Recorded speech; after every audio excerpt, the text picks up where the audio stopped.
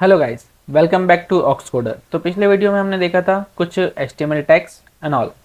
तो इस वीडियो में हम देखेंगे कि कैसे हम CSS के थ्रू इन HTML टैग्स को मैनिपुलेट कर सकते हैं। तो कैसे करेंगे, तो आइए देखते हैं। सबसे पहले हम बनाएंगे हमारा CSS का एक पेज। तो यहाँ पर style dot C S S यहाँ लिखेंगे। डॉट सी एस एस जो रहेगा वो आपकी स्टाइल पेज का एक्सटेंशन रहेगा, और स्टाइल क्या रहेगा, name of that page. Clear. उसके बाद मान लो कि हमारे पास सबसे पहले क्या है, सबसे पहले हमारे पास है H1। तो आप चाहते हो कि H1 का कलर चेंज हो जाए या फिर कुछ और चाहते हो, सबसे पहले हम क्या करेंगे, इसको गो लाइव करेंगे। तो हमने हमारे वेब पेज को गो लाइव किया गूगल पे। तो देखिए यहाँ पर बहुत सारे एलिमेंट्स आ रहे हैं। सबसे पहले हम सिलेक्ट करते हैं कि लाइक हेलो जो हमारा लिखा हुआ है पहले H1 में, तो वो क्या हो जाए, उसका फॉन्ट साइज चेंज हो जाए या फिर उसका कलर चेंज हो जाए। तो यहाँ पर हम सिलेक्ट करेंगे H1। ठीक है, हम H1 सिलेक्ट कर रहे हैं, ये सिलेक्टर होते हैं। कौन से सिलेक्टर, तो HTML टैग्स से हम सिलेक्ट कर रहे हैं किसी भी एक एलिमेंट को, और उसको हम प्रॉपर्टीज़ देंगे। देखिए सबसे पहले प्रॉपर्टीज़ देते हैं कि मान लो कि हमें फॉन्ट साइज चेंज करनी है। फॉन्ट साइज मैंने कर दी यहाँ पर, मान लो 10 पिक्सल कर दी।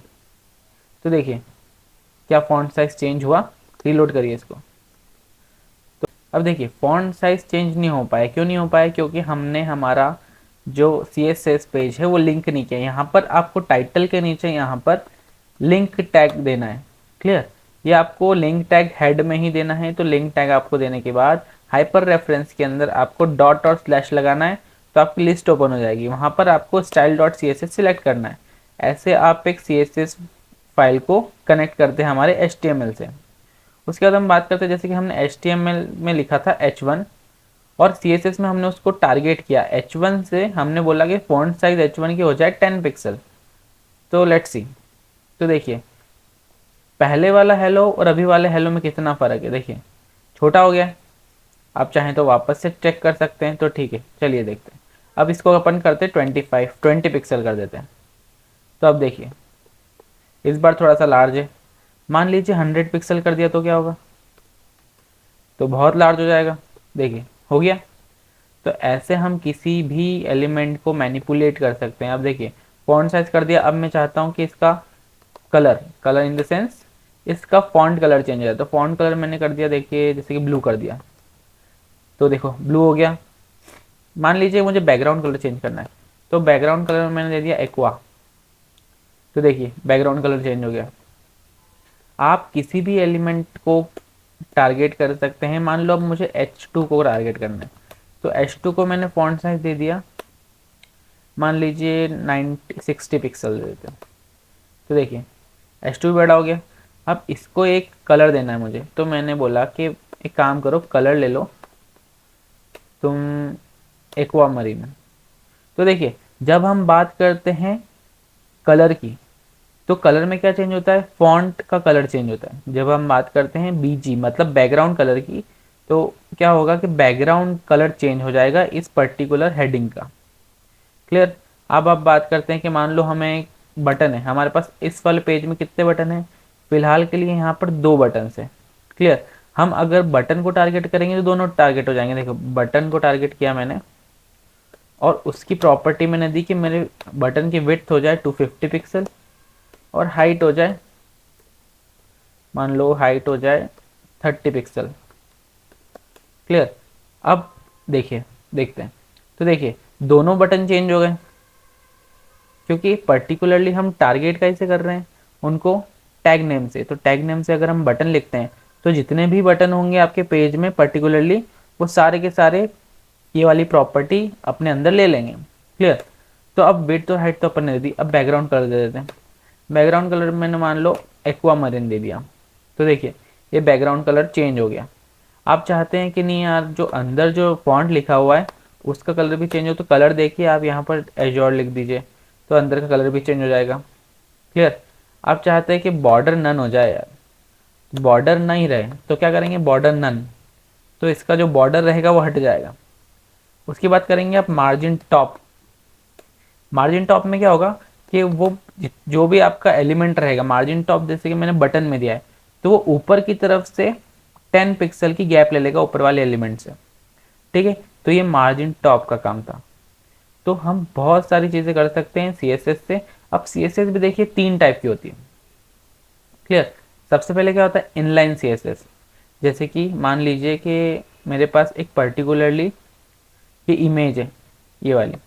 अब इस इमेज को मुझे विड्थ और हाइट देनी है, तो मैं कैसे दूंगा? देखिए ये इमेज अभी दिख रही है, ये देखिए बहुत बड़ी इमेज है, इसको छोटा करना है।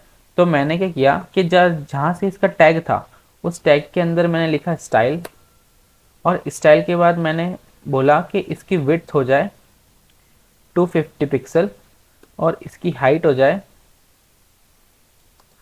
इसकी मान लीजिए 250 पिक्सल। क्लियर। तो देखिए अब आयरन मैन की जो ये पिक थी हमारे पास, वो एक पर्टिकुलर डायमेंशन में आ गई। किस डायमेंशन में आ गई? तो इस डायमेंशन में आ गई 250 बाय 250, क्योंकि मैंने इमेज के अंदर एक इनलाइन CSS दिया था। क्लियर। तो देखिए अब हम देखते हैं कि इनलाइन हमारे देख लिया, अब हम देखते हैं इंटरनल CSS क्या होती है। तो इंटरनल CSS के लिए हम वापस हमारे कोड्स में जाएंगे। अब यहाँ पर मैं हेड के अंदर एक स्टाइल शीट का एक टैग लगाता हूँ, स्टाइल टैग। ठीक है। अब इसके अंदर मैं जितना भी लिखूंगा वो स्टाइल शीट बनेगी मेरी। मान लो कि मैंने क्या किया, अब मैंने टारगेट क्या किया इस बार, चलो UL टारगेट कर लेते हैं। UL के अंदर क्या रखा हुआ है? LI रखा हुआ है। तो UL के अंदर जो रखा हुआ है LI, उसको टारगेट किया, और उसके अंदर मैंने प्रॉपर्टी दे दी कि लिस्ट स्टाइल वो क्या हो जाए, नन। तो देखिए लिस्ट स्टाइल नन हो गया, तो क्योंकि क्या था, कनेक्ट कॉन्टेक्ट के आगे भी एक डॉट लगा हुआ था, होम के आगे भी एक डॉट लगा हुआ था, बट इनका डॉट मैंने हटाने के लिए कौन सी प्रॉपर्टी दी? List style none. ठीक है। तो ऐसे हम किसी भी पर्टिकुलर टैग को सिलेक्ट कर सकते हैं हमारा इंटरनल CSS में। देखिए जो अलग जो मैं पेज बना रहा हूँ और लिख रहा हूँ तो उसको क्या बोलेंगे? External CSS। और यहाँ पर अगर मैं स्टाइल टैग लगा रहा हूँ हेड के अंदर और उसके अंदर मैं प्रॉपर्टीज लिख रहा हूँ तो उसको क्या बोलेंगे? Internal CSS। और अगर मैं सेम लाइन के अंदर स्टाइल स्टाइल लिख रहा हूँ और उसके अंदर प्रॉपर्टी दे रहा हूँ तो उसको हम क्या बोलेंगे? Inline CSS। Clear. So I hope कि आपको इतना समझ में आया होगा कि CSS कैसे यूज़ कर रहे हैं हम, और CSS कैसे लगती है, कितने टाइप की होती है, कैसे हम यूज़ करते हैं। आज हमने क्या सीखा कि कैसे हम इसको टैग नेम से सिलेक्ट कर रहे हैं। इसके बाद क्या आएगा? क्लास नेम से और ID नेम से। तो चलिए एक काम करते हैं, हम क्लास नेम से स्टार्ट करके देखते हैं। तो देखिए अगर मैंने किसी भी एक पर्टिकुलर, मान लीजिए कि ये एंकर टैग है, एंकर टैग के अंदर मैंने पर्टिकुलरली एक ID दे दी, ID लिखा, और यहाँ पर मैंने लिख दिया एंकर। तो मुझे समझ में आएगा कि पर्टिकुलर मैंने ID किसको दी है? एंकर टैग को दी है। क्लियर। स्टाइल शीट में जाऊंगा और यहाँ पर मैं हैश लगाऊंगा, हैश एंकर। तो देखिए अगर आप किसी भी एलिमेंट को किसी भी एलिमेंट को आप दे रहे हो ID, तो वो एक ही ID हर एक के लिए यूनिक होगी। आप किसी एक को एंकर दे रहे हो तो किसी दूसरे को एंकर 1 देना पड़ेगा। आप same ID different different elements को नहीं दे सकते। क्लियर। बट क्लास दे सकते हैं, आप चाहें तो क्लास दे सकते हैं। तो पर अभी आप किसकी बात कर रहे हैं? ID की। तो ID में क्या होता है कि यूनिक होती है हर एक एलिमेंट की। तो मान लीजिए एंकर है और मैंने क्या किया, एंकर टैग का कलर चेंज करना चाहा, मान लीजिए मैंने कर दिया उसको बिस्को। ये देखिएगा आप, एंकर टैग का है हमारा, लेट्स सी, बिस्क शायद दिख नहीं रहा है कलर, हम कलर चेंज करके देखते हैं। जस्ट अ मिनट, एक्वा करते हैं। देखिए ये वाला गूगल जो आपको दिख रहा है वो पहले कौन से कलर का था? ब्लैक कलर का था, पर अभी कौन से कलर का है? एक्वा कलर का है।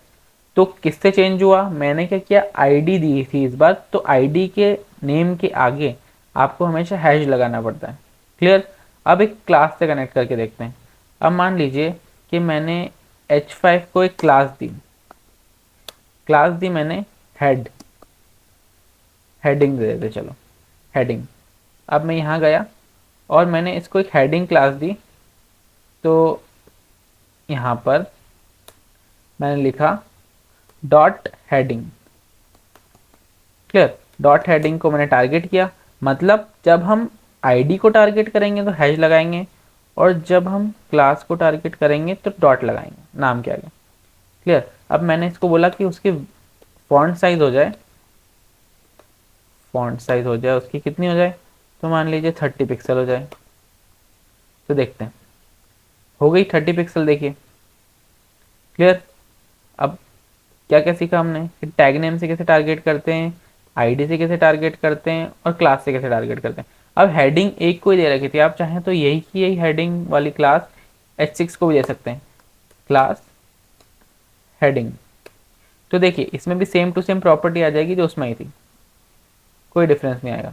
ओके, तो इतना हमने आज सीखा है, और अगले वीडियो में हम देखेंगे कि कैसे हम कोई प्रोजेक्ट, छोटा मोटा प्रोजेक्ट बनाते हैं।